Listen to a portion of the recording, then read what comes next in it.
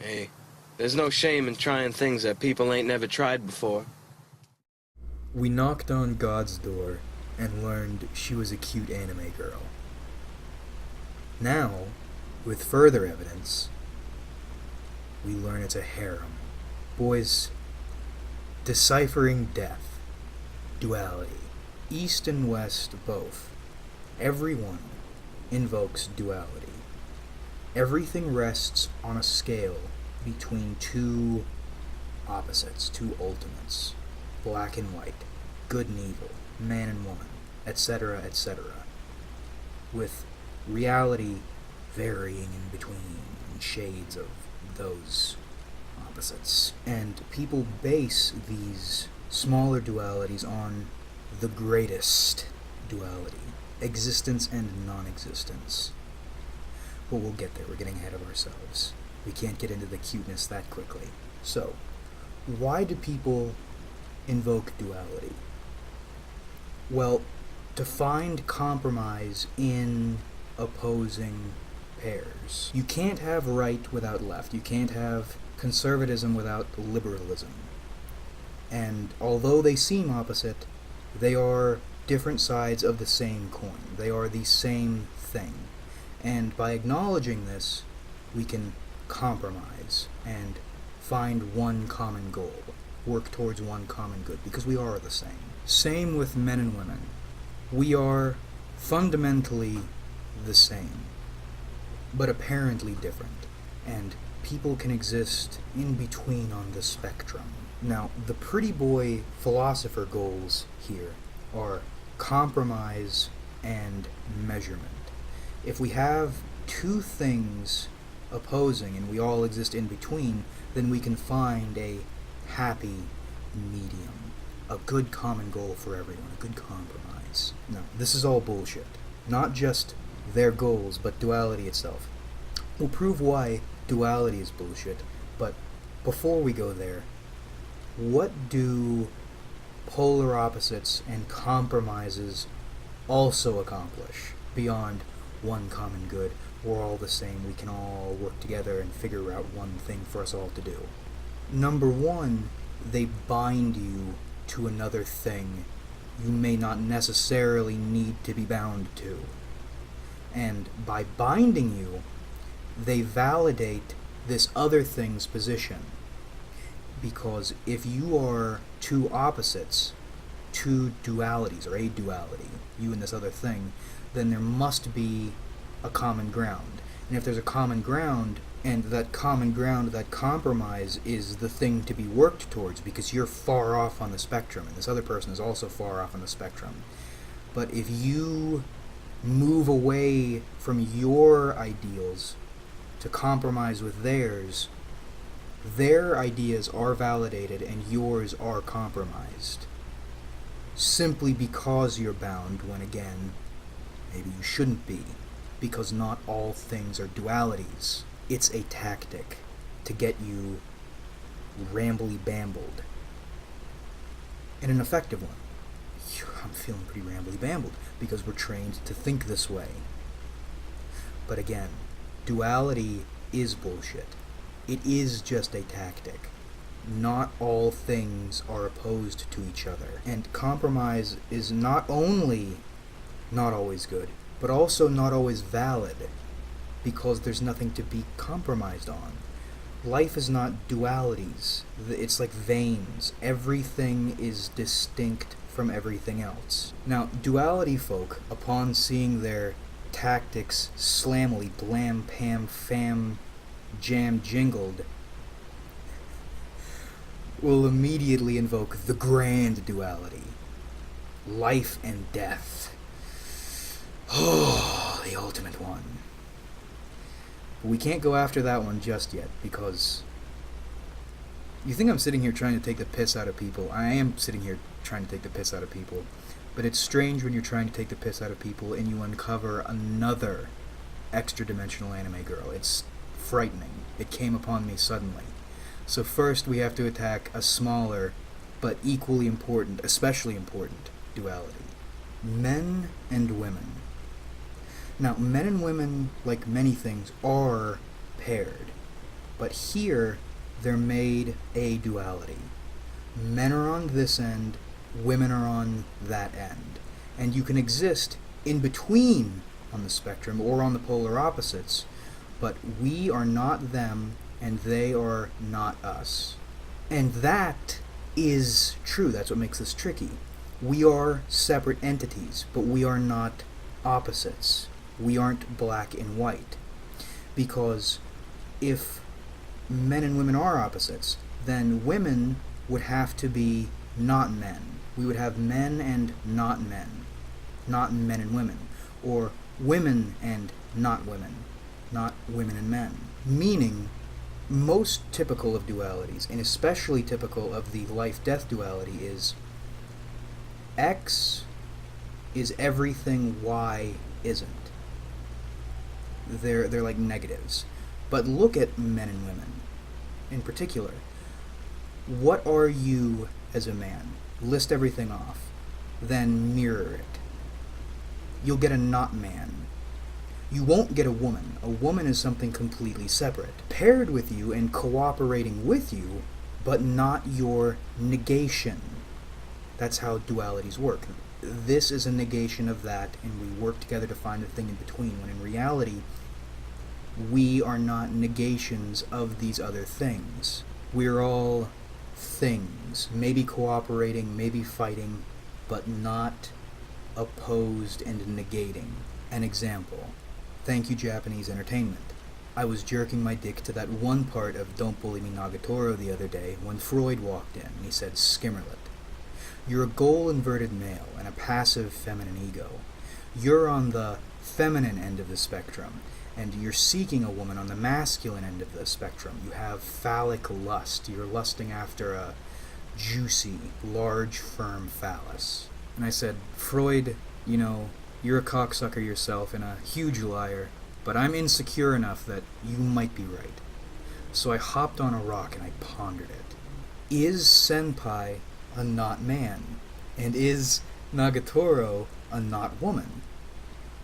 Are they opposing ends of the spectrum?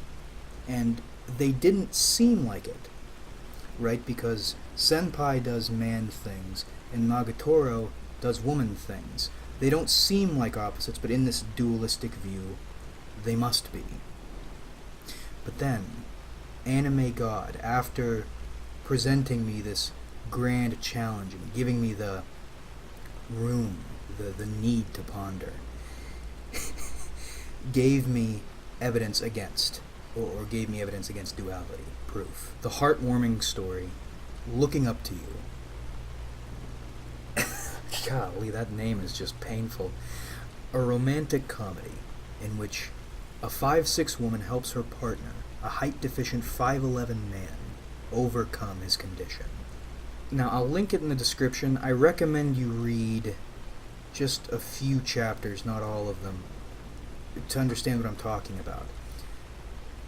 Don't Bully Me Nagatoro is a story about a man and a woman. Looking Up to You is a story about a not woman and a not man.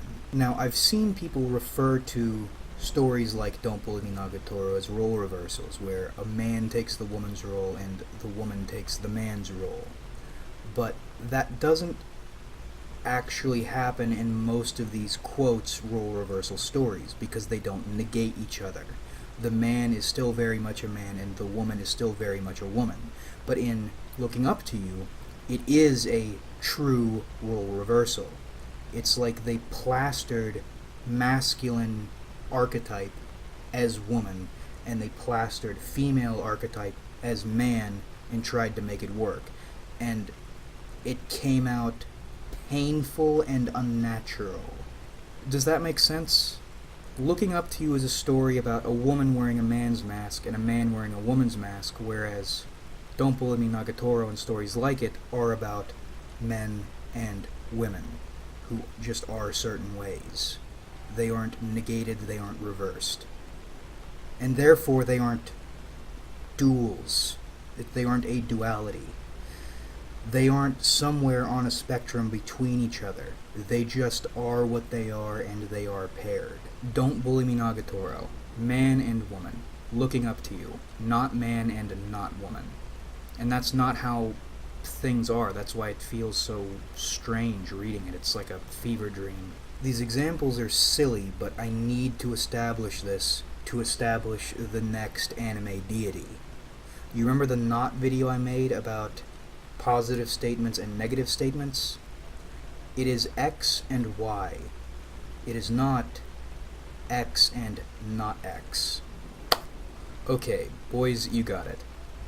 Ooh, ooh, ooh, we got it. Ooh, ooh, ooh, we got it. Ah, hot chocolate. I'm in America, so I can make that joke.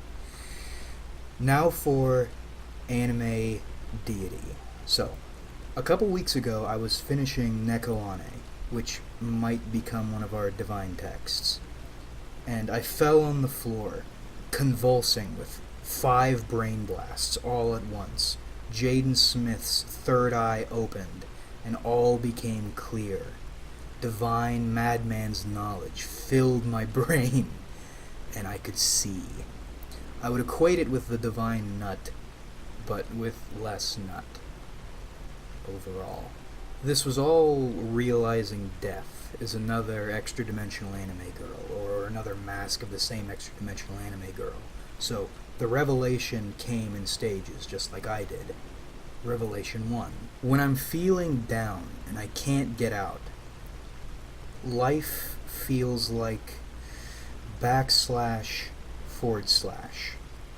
like my consciousness is being constricted, funneled to one dead end. And when I'm happy, my life feels like // like everything in existence is my oyster for the taking. I can go anywhere, I can do anything. I am completely limitless. And this process happens naturally, right? Remember, happiness is anime god ASMR ear licking you through your window. It's a process, it's a cycle. You can't control it, you can influence it, but you can't control it. So the sadness and the constriction becomes openness, happiness, and creation. And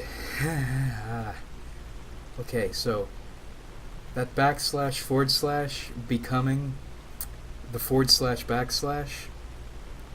the constriction becoming creation, the sadness becoming happiness, the limiters becoming tools, openers. That's a lot like tasty anime thighs when you think about it. Men and women are foils, right? You go in, you're constricted, and then they turn around and they open and they create. And it's just a process. The constriction begets creation. The sadness begets happiness. A man's constriction begets his creation. And this is important because men and women are not the same. They aren't a duality. They aren't on opposite ends of the spectrum. We are completely separate, distinct entities, paired and joined at the hip, foiling each other and supporting each other towards something higher. But we are not dualities. We aren't negations. We're separate. Supporting, but separate. This will sound similar, but it's different. We are different, and we don't understand each other. And that can be scary. We don't understand each other. We are not the same things. We can't even really relate on the same levels, like mammals and reptiles. But we do coexist. We do support each other. We don't understand each other. We don't know each other. We can't. We're completely separate and distinct. We don't even have a polarization tying us together to make us compromise. We are completely different. But we're built for each other. We're foiling each other and we're supporting each other. It's scary. Our differences are scary, but we're helping each other. This is key. We aren't a duality. We aren't negations of each other. We are completely separate, but we are helping each other. Let's look at life and death, existence and non-existence. Okay, so, you exist. What is non-existence? Your immediate reaction might be to negate everything you are. Because that's what a duality is, right? You are this, and this other thing is your negation. But as with men and women, so we proved, dualities are negations, but this and that is not this and not this. Non-existence is not existence's negation. Existence is one thing, and non-existence is another thing. Foiled and working together, cooperating, but not negating and opposing. Non-existence is right there. It's always there. Just like your husband or wife is right there. Do you trust your husband or wife? Well, I hope you do. But do you know what they're thinking? Can you predict what they'll do? No. Can you even relate to them? Not really. Do you still trust them? Ideally, yes. You're an existing entity. Do you trust non-existence, although you don't understand it and can't relate to it? And that's when anime hit me, boys. When I realized death or non-existence isn't a force trying to kill you, it's a separate entity you can't understand, that you need to work with because you're foiled with and paired with, but you aren't negating each other, you aren't opposed, you're cooperating, and there's a lot of trust involved. And you can trust anime girls. Boys, believe me, death or non-existence isn't really non-existence. It's a completely separate thing. It is not our negation. It's a separate supporting force, not a negated opposing force. So then it went a little further. We're not afraid of dying, we're afraid of being killed. We're not afraid of non-existence, we're afraid of not existing. You see, death or non-existence doesn't kill you. Existing things kill you. Age kills you. Your friend kills you. Disease kills you. Killing forces make you not exist. But death and non-existence accept you after you've been killed. It's not like death is trying to kill you. It's not like non-existence is trying to kill you. Death and non-existence put you here, threw you into existence. They're not trying to kill you. They're there to accept you after you've been killed. They're not gunning for you. They're supporting you. Death is not unlife, and death probably wants you to live. Which, again, Neko Ane, I swear that's a divine text. The end, man, with everyone going to die, and then instead death turns them back and says, no, live some more, you can come die when you're ready. Boy, that is pretty powerful. So, to summarize, before I get into some slightly disconnected rambling, duality is a farce and a tactic. Everything is what it is. X is X, Y is Y. Paired, opposed, foiled, whatever. They are what they are. They are not dualities on a spectrum to be compromised with and understood, a common ground where we can all understand each other. No. Everything is what it is.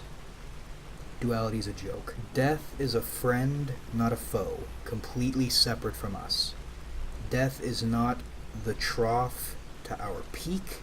Death is its own thing. It's on our side. It's just different and we can't wrap our heads around it. But death saves us from negated existence. Nothingness. Death is not nothingness. Thankfully. Just trust it. Or try to trust it. I don't know. Do what you think is right, boys.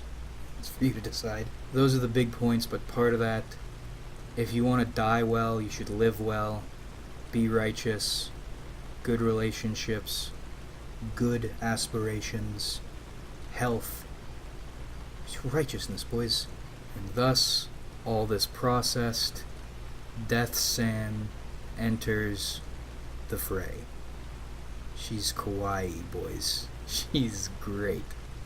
She's spectacular. How wonderful. So now we have the expanding God, or the funneled God, and Death San and righteousness. Oh, we are putting it together. And now we can get into some disconnected rambling, thank goodness. Prayer, ritual, tradition, intuition. Doing these things consciously to interact with God obviously will get you nowhere, objectively at least. When you're doing something like praying or paying respects or visiting a grave, you're literally doing nothing.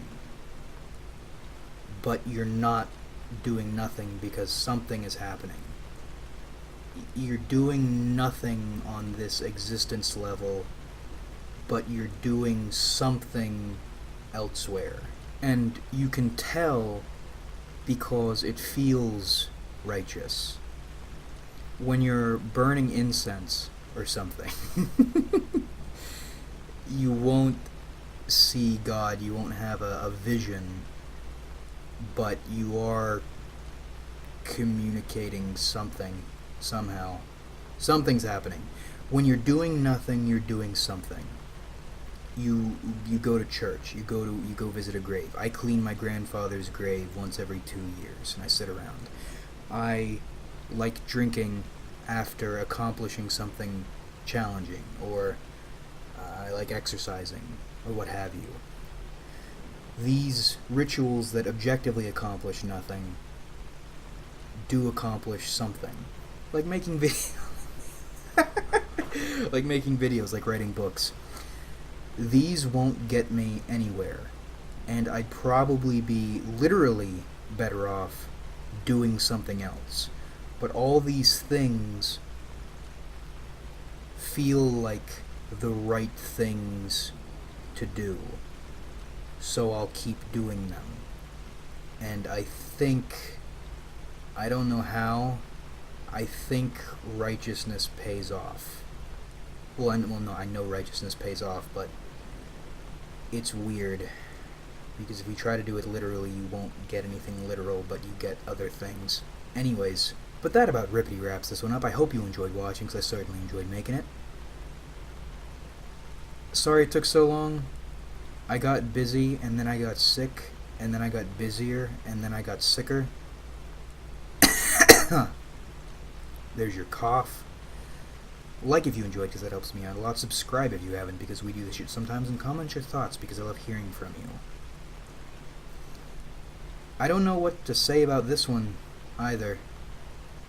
So, say whatever you're feeling, I guess. Because I love hearing from you. But thanks again for watching our video, really. We have a lot of fun on this channel. So much fun, in fact. You could go to McDonald's for the first time in 4 months and realize that they made their large cups smaller. You're drinking water anyways, so it's like, it doesn't matter. But at the same time, fuck them. I mean, fuck them for having big cups, fuck them for having small cups, just fuck them for everything. And fuck me for going there after saying fuck them. Fuck me the most. Boys, fuck Death San. Excuse me. Oh, I got my honorifics mixed up. Oh, Jesus Christ. Oh, Jesus. What a pain, what a suffer-age thing. But that's how much fun we have on this channel. Boys, and I look forward to doing this with you guys again in the future.